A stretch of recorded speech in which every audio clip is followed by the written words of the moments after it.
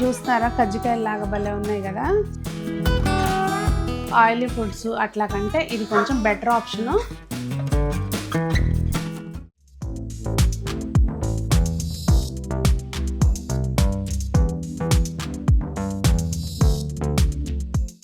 పెద్దలందరికీ నమస్తే, పిల్లలందరికీ హాయ్. ఎలా ఉన్నారండి? బాగున్నారా? మేము చాలా బాగున్నాం. మీరు కూడా చాలా చాలా బాగున్నారని ఆశిస్తున్నాను.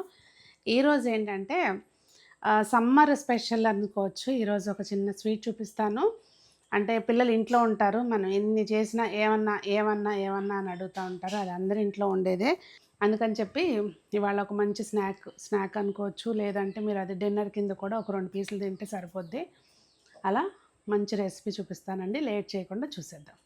ఒక బౌలు ముందుగా కొబ్బరి తీసుకుని, అంటే కొబ్బరి ముక్కలు ఉన్నాయండి నా దగ్గర, లేదంటే తురిమింది అయితే ఇట్లా కలరు డార్క్గా అవ్వకుండా బాగుంటుంది. కాకపోతే ప్రస్తుతం నా దగ్గర ముక్కలే ఉన్నాయి కనుక ముక్కలు వేస్తాను.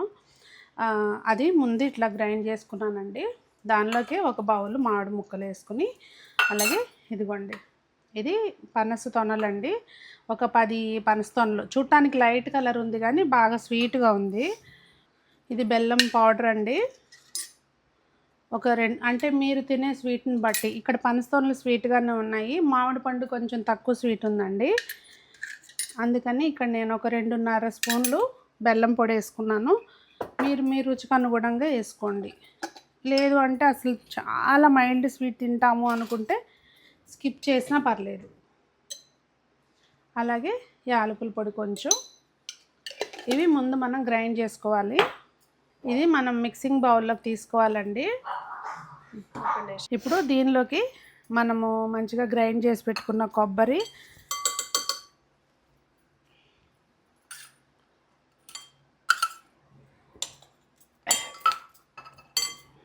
అలాగే ఇదిగోండి బొంబాయి రవ్వ, ఉప్మా రవ్వ ఉంటుంది కదా, సేమ్ ఒక బౌల్ బొంబాయి రవ్వ అండి. ఇవన్నీ మంచిగా కలిపేసుకుని మనం పక్కన పెట్టేసుకోవాలి. ఒక అరగంట సేపు నాననివ్వాలండి.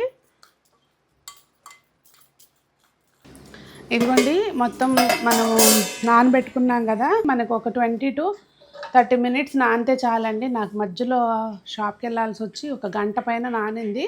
ఎక్కువసేపు నానితే ఏంటంటే మనకు కొంచెం ముద్దగా అయ్యే అవకాశం ఉంటుంది. సరిపడా నానితే చాలు, ఒక 1/2 hour నానితే చాలు. సో చక్కగా ఇట్లా నానిన దాన్నండి, మీ దగ్గర కనుక అరిటాకులు ఉంటే ఇప్పుడు నేను చూపిస్తున్నాను కదా, అట్లా చిన్న ముక్కల్లాగా కట్ చేసుకుని కొంచెం చేతికి నెయ్యి రాసుకుని, అరటాకు ఒక నెయ్యి రాసేసుకుని ఇలా ఒత్తుకొని ఫోల్డ్ చేసేస్తే కొంచెం షేప్లు వస్తాయి. అంతే, డిఫరెంట్గా ఉంటుందనండి అంతే. లేదు అంటే మీకు నచ్చినట్టుగా కూడా చేసుకోవచ్చు. ఇట్లా స్టీమర్ లేదు అనుకుంటే కనుక ఇవన్నీ అరటాకులు ఇవన్నీ కాకపోయినా మనం ఇడ్లీ పాత్రలో కూడా మనం పలచగా కుడుములు అవి పెట్టుకుంటాం కదండి, అలా కూడా పెట్టుకోవచ్చు. అది నేనైతే ఇప్పుడు ఇక్కడ 2 రకాలుగాను చేసి చూపిస్తాను. ఇదిగోండి గిన్నెలోకి కొన్ని వాటర్ పోసి బెజ్జాల గిన్నె పెట్టుకుని ఇలా ఇవన్నీ ఏర్పాటు చేసేసుకుని పైన మూత పెట్టేశాను.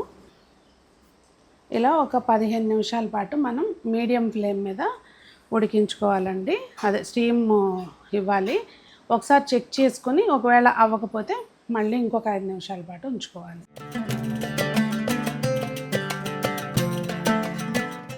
ఇదిగోండి మనకి కలరే అర్థమైపోతుంది. ఓపెన్ చేసుకొని చూస్తే మంచిగా ఈ కలర్ వస్తే కనుక ఉడికిపోయినట్టే.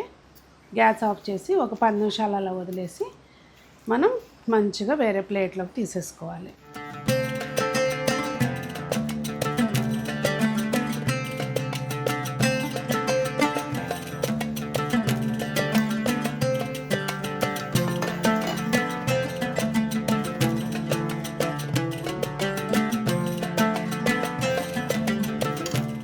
ఇదిగోండి నేను ఎండ్ పార్ట్ చెప్పే లోపల కొన్ని పీసులు మిస్ అయిపోయినాయి.